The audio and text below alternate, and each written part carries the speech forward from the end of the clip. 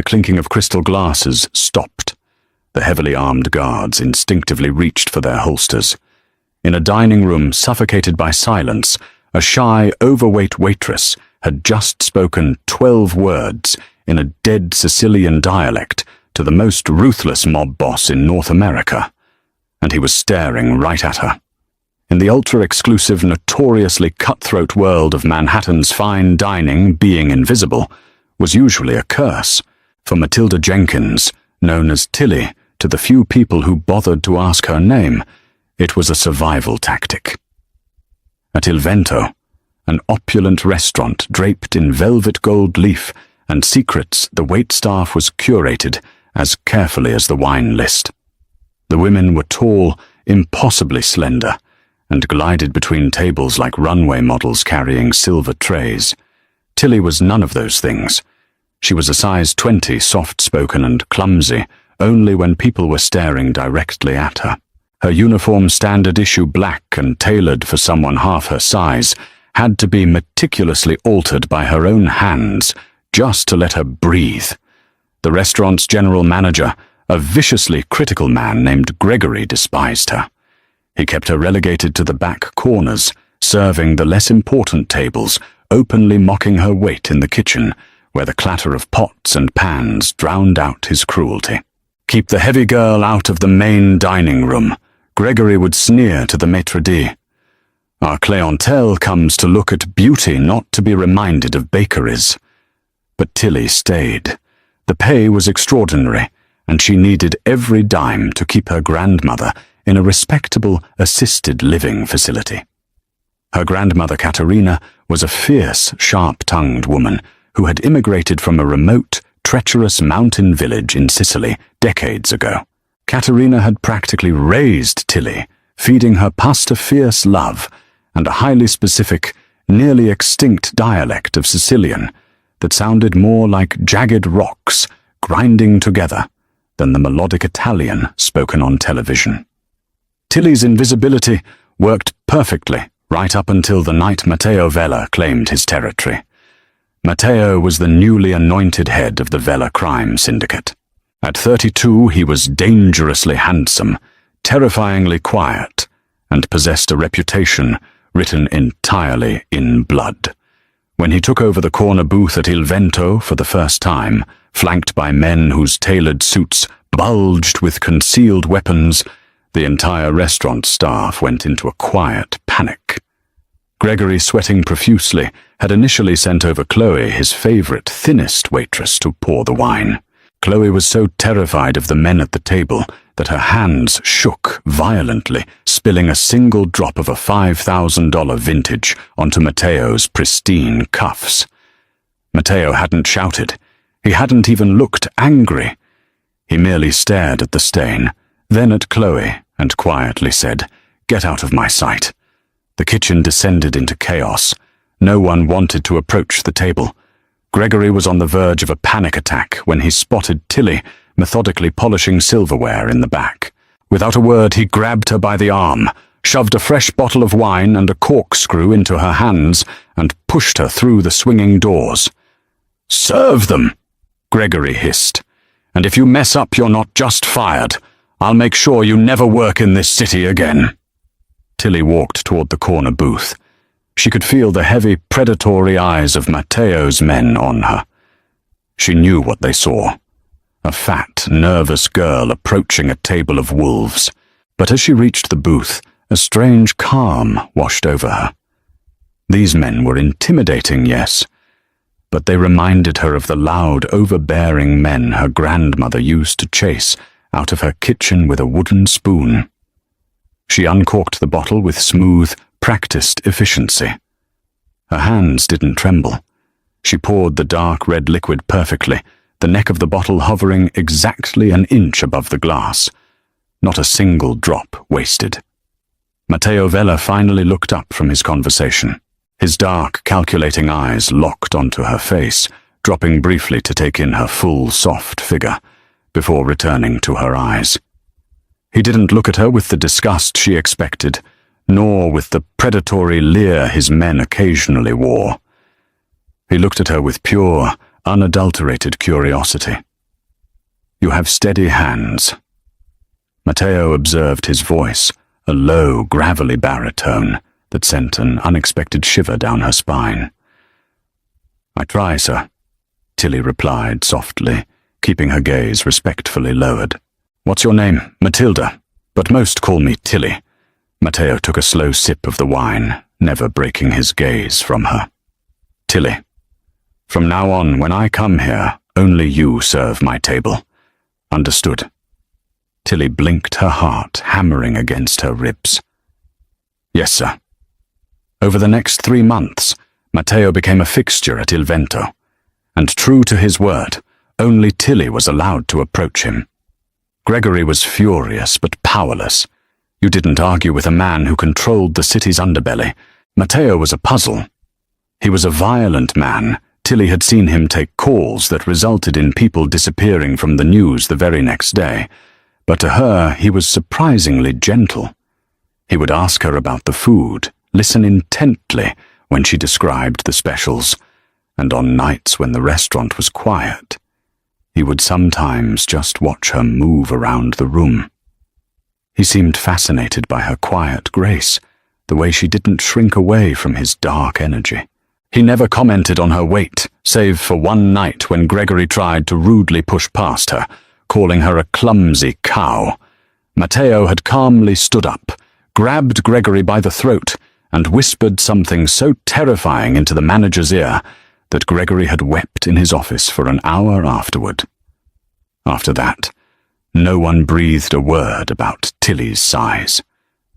But this strange, silent bubble of protection was about to violently shatter. The whispers started in the kitchen a week before the event. The Vella family patriarch was coming to America. Don Calogero Vella. Matteo's father was a legendary figure, a ghost from the old country, who still ran the global operations from a fortress in Sicily. He was known to be ruthless, entirely merciless, and deeply traditional. He was flying to New York to inspect his son's empire, and the tension radiating from Matteo was palpable. Il Vento was shut down to the public for the night of the Don's arrival. It was a private event for the highest-ranking members of the syndicate. The air in the restaurant was thick enough to choke on. Tilly had never seen Matteo look nervous, but as he stood by the entrance, adjusting his cuffs, he looked like a soldier preparing for a war he wasn't sure he could win. Tilly passa, Matteo said, stepping into the kitchen right before the cars arrived. He looked down at her, his eyes unreadable. My father is difficult. He is from a different time, a different world. Stay in the back tonight. Let Gregory handle the main floor. I don't want you in the crossfire. It was a protective gesture, and Tilly's heart swelled, but before she could nod, the heavy oak doors of the restaurant blasted open. The temperature in the room seemed to drop 10 degrees. Don Calogero Vella had arrived. Calogero Vella was a man carved from ancient stone. He was in his late 70s, impeccably dressed, in a bespoke 3-piece suit, leaning on a polished walking cane, topped with a silver wolf's head. His face was a map of deep lines and scars, and his eyes, the same dark, calculating shade as Matteo's, were entirely devoid of warmth. He didn't walk into the restaurant, he invaded it. A dozen massive bodyguards filed in behind him, securing every exit. Lorenzo Matteo's underboss, and Enzo, his lethal shadow of a bodyguard, immediately flanked the patriarch. Matteo stepped forward to embrace his father, but Calogero only offered a stiff, formal kiss on both cheeks, before his gaze swept the room with undisguised contempt. America! Calogero rasped in heavily accented English, his voice like sandpaper. It makes you soft, Matteo. It makes you care about the wrong things. Velvet curtains and gold paint. Bah! It smells like a tomb. Matteo's jaw tightened. Welcome to New York, Papa. The table is ready. Tilly watched from the safety of the kitchen doors, her stomach twisting into painful knots. The dinner was a disaster from the moment the first course was served. Calogero complained about everything. The pasta was too rich, the lighting was too dim. The men Matteo had hired were too undisciplined. He was systematically tearing down his son's pride in front of the entire syndicate. Gregory, desperate to impress the Don, was hovering nervously, directing the waitstaff like a manic conductor. But the tension was destroying them. A waiter named Thomas dropped a bread basket. A girl named Sarah started crying in the pantry. By the time the main course, a slow-roasted veal chop, was ready to be served, Gregory was violently pale. The Barolo. Gregory snapped, pulling a bottle of incredibly rare 100-year-old wine from the cellar. This needs to be served to the Don perfectly. Chloe, do it. Chloe backed away, her hands trembling so hard she looked like she was freezing. I can't. He terrified me. He looks like he wants to kill us all. I will literally end your career, Gregory hissed, raising his hand as if he might strike her. Tilly stepped between them, gently taking the dusty bottle from Gregory's shaking hands. I'll do it, she said quietly. Gregory looked at her, his disdain warring with his desperation. He looked at her soft waist, her round face, and sneered. If you embarrass us in front of that monster, I'll throw you out into the alley myself. Go. Tilly smoothed down her apron, picked up a fresh white cloth, and walked out into the dining room. The silence at the main table was oppressive. Calogero was lecturing Matteo, his voice low and dangerous, while the rest of the made men stared at their plates, too afraid to interrupt. You let them forget who we are, Calogero was saying, tapping his heavy silver ring against the table. You treat this business like a corporation. It is not a corporation, Matteo. It is blood. And blood requires fear. Tilly approached the table silently. She moved to Calogero's right side, holding the bottle so the label faced him, presenting it flawlessly. Calogero stopped talking. He slowly turned his head to look at her. He didn't look at her with the subtle appreciation Matteo did. Calogero looked at her the way a butcher looks at meat. His eyes swept over her full hips, her thick thighs, the curve of her stomach beneath the apron. He scoffed a dry, ugly sound that echoed in the silent room. Then, assuming no one in this glamorous American restaurant could possibly understand him, Calogero leaned back and spoke to his men. But he didn't speak in English, and he didn't speak in standard Italian. He spoke in an archaic, highly localized dialect from the Madoni Mountains in Sicily, the exact dialect Tilly's nonna Caterina had spoken every day of her life. Talia accista. Calogero sneered to his underboss, his lip curling. In questa terra di rammolliti nutrono bene I loro maiali, ma una scrofa grassa non può servire il vino di un re.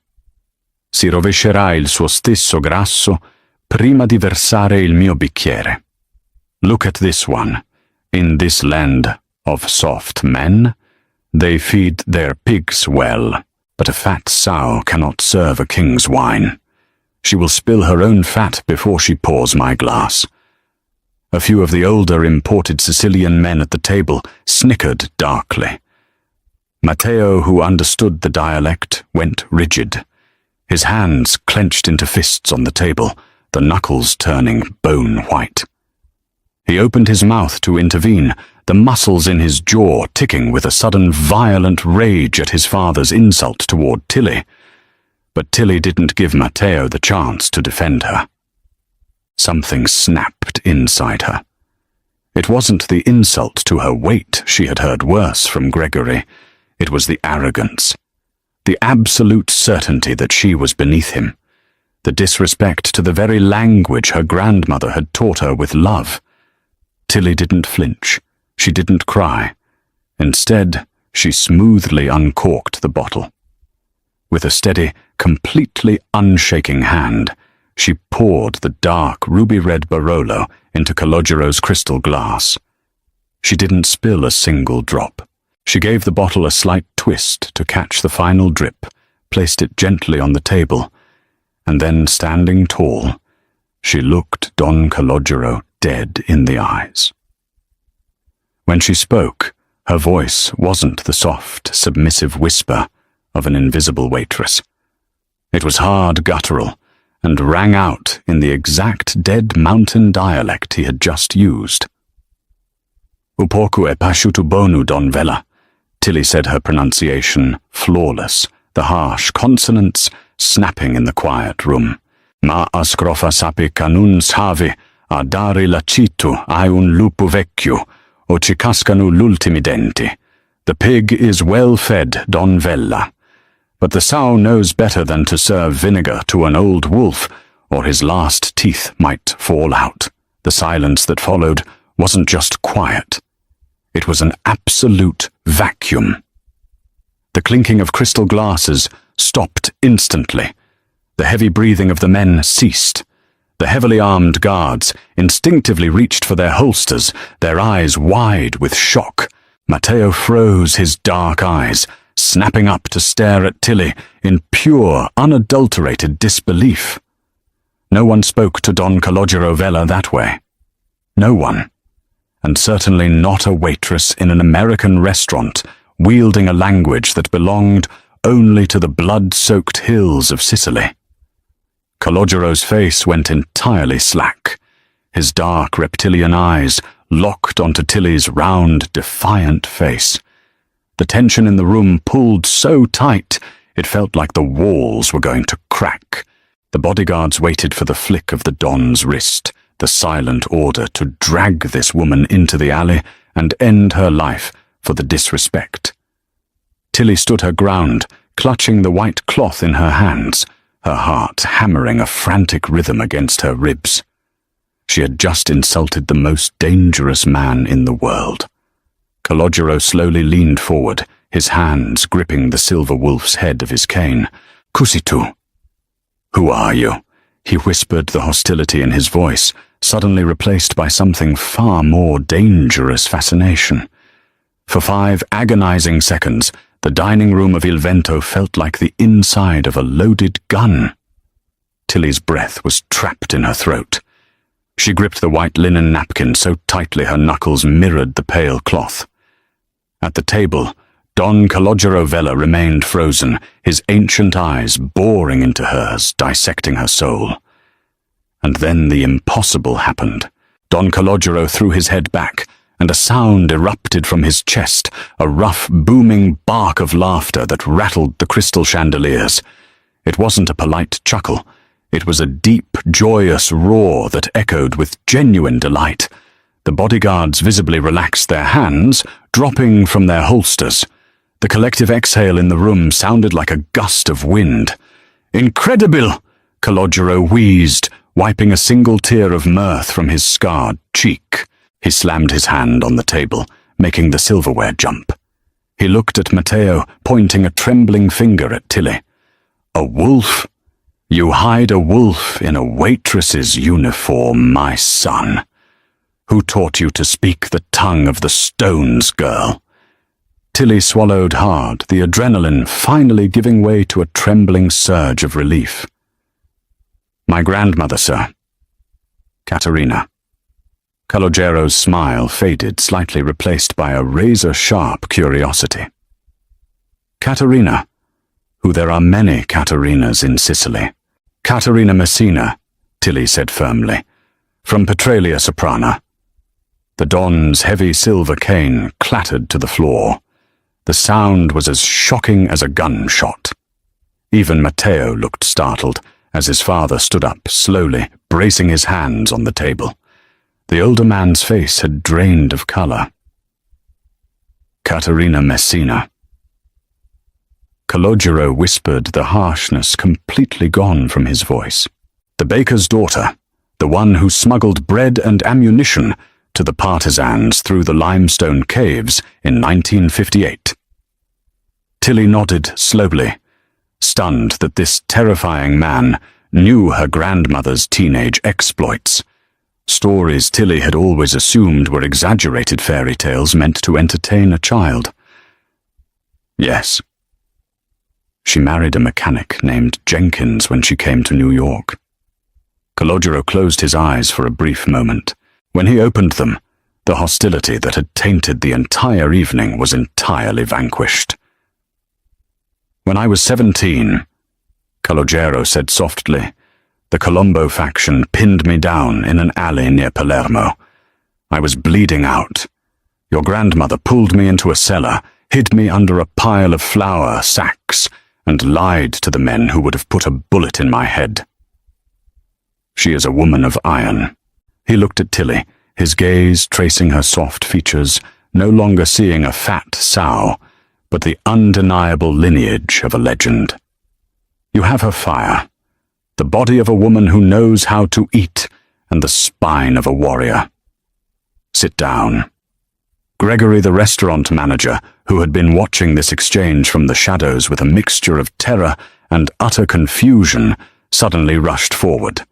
He couldn't understand the dialect, but he saw Tilly standing over the Don and assumed she had ruined everything. I am so incredibly sorry, Don Vella, Gregory cried, grabbing Tilly roughly by the arm. She is clumsy, she is incompetent, and she is fired. I will have her removed immediately. Toglile le mani di dosso. The voice didn't belong to Calogero. It was Matteo. Matteo stood up his chair, scraping violently against the hardwood floor. He didn't raise his voice, but the murderous intent in his dark eyes made Gregory instantly release Tilly's arm, as if she had caught fire. Touch her again, Gregory. Matteo said, his voice a lethal vibrating hum. And I will have Enzo bury you under the foundation of this building. Gregory whimpered, backing away until he hit a pillar. Calogero watched his son's fierce protective display, then looked back at Tilly. A slow, knowing smirk spread across the old Don's face.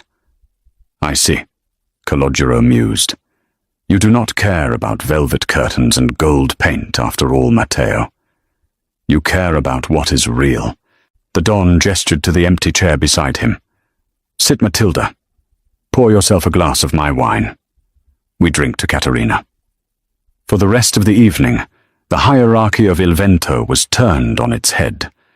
The invisible mocked overweight waitress sat at the right hand of the most feared mob boss in the world, conversing in a dead language while the terrified manager served them bread. Matteo watched her all night. He watched the way her eyes lit up when she spoke of her grandmother, the way her laugh, soft and musical, began to echo his father's booming chuckles.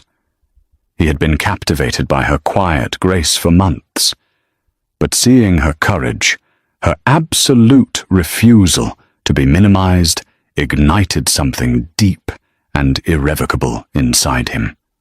The weeks following Don Calogero's visit changed everything. Tilly no longer worked the dark corners of the restaurant. In fact, she no longer worked at Il Vento at all. Matteo had walked in the next afternoon, thrown a thick envelope of cash at Gregory to cover Tilly's wages for the next 10 years, and gently escorted her out the front door. You are done serving men who don't appreciate your worth, he had told her, his hand resting warmly on the small of her back. He moved Caterina into a private, luxurious suite at an elite care facility in Manhattan, paying for round-the-clock specialists. When Tilly tried to refuse, Matteo had simply taken her hand, his thumb tracing her knuckles. Your family protected mine in the mountains, he said softly. Let me protect yours now. Their romance blossomed in the quiet, fortified walls of Matteo's penthouse overlooking Central Park. Free from the ill-fitting black uniform, Tilly wore flowing dresses in deep emeralds and rich burgundies that complemented her curves. Matteo worshipped her. He treated her body not as something to be ignored or tolerated, but as something divine. He would trace the soft swell of her stomach and the curve of her thighs with a reverence that healed years of Gregory's cruel whispers. But the Vela Syndicate was not a fairy tale. It was a business built on treachery. The twist came a month later, born from the very language that had saved Tilly. Lorenzo Matteo's underboss had grown greedy. Believing Matteo was distracted by his new unconventional lover Lorenzo, began plotting to align with a rival cartel from Chicago, intending to assassinate Matteo at a warehouse inspection. Lorenzo made his fatal mistake during a lavish syndicate gathering at Matteo's estate. Assuming Tilly was just a naive, soft-hearted woman who only understood English, Lorenzo stepped onto the terrace to take a secure phone call. He spoke in the rapid, coded mountain dialect of his ancestors, detailing the hit on Matteo for the following Tuesday. He didn't notice Tilly sitting quietly in the shadows of the garden, knitting a blanket for her grandmother. Tilly didn't panic. She didn't confront him. She waited until the party ended, walked into Matteo's study, and locked the heavy oak doors behind her. She poured him a glass of bourbon, sat in his lap, a weight he welcomed with a possessive groan, and repeated Lorenzo's conversation to him, word for word, translating the archaic slang with chilling accuracy. Matteo's expression darkened the ruthless mob boss, returning in a flash of cold fury. But when he looked at Tilly, his anger softened into profound awe. "You are my savior," Matteo whispered, pressing a kiss to her temple. "My beautiful, brilliant queen." When Tuesday arrived, Lorenzo and the Chicago hitman walked into a bloodbath. Matteo, fully prepared, dismantled the betrayal with terrifying efficiency.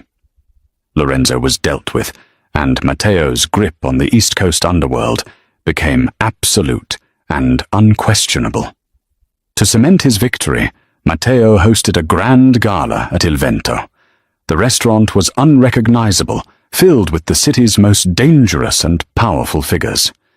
Gregory was still there, sweating and bowing, terrified of a misstep. When the heavy oak doors opened, the room fell dead silent, just as it had for Don Calogero.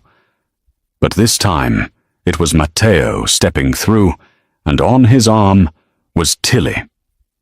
She was breathtaking. She wore a custom-tailored gown of midnight blue silk that hugged her generous curves, perfectly dripping in diamonds that Matteo had flown in from Antwerp. She walked with her head held high, radiating a quiet, dangerous power. She was no longer the invisible waitress. She was the reigning queen of the Vela Empire. As they passed the staff lineup, Gregory turned deathly pale. Tilly paused, locking eyes with the manager who had tormented her for years. She didn't shout. She didn't need to. She simply smiled, leaned in and whispered in perfect English, "You missed a spot on that wine glass, Gregory. Fix it before my husband decides to fire you." Gregory trembled, whispering a frantic apology as he scrambled away. Matteo chuckled, pulling Tilly flush against his side, his hand resting proudly on her hip. He kissed her deeply in front of every boss, politician, and soldier in the room, claiming her utterly. In a world obsessed with thinness, illusion, and shallow beauty, the most powerful man in the city had bowed to a woman with a soft body, an iron spine, and a heavy, beautiful soul. If Tilly's fearless confrontation with the Don and her unexpected romance with Matteo had you on the edge of your seat, smash that like button. Don't forget to share this incredible Mafia drama with your friends who love a fierce, underestimated heroine.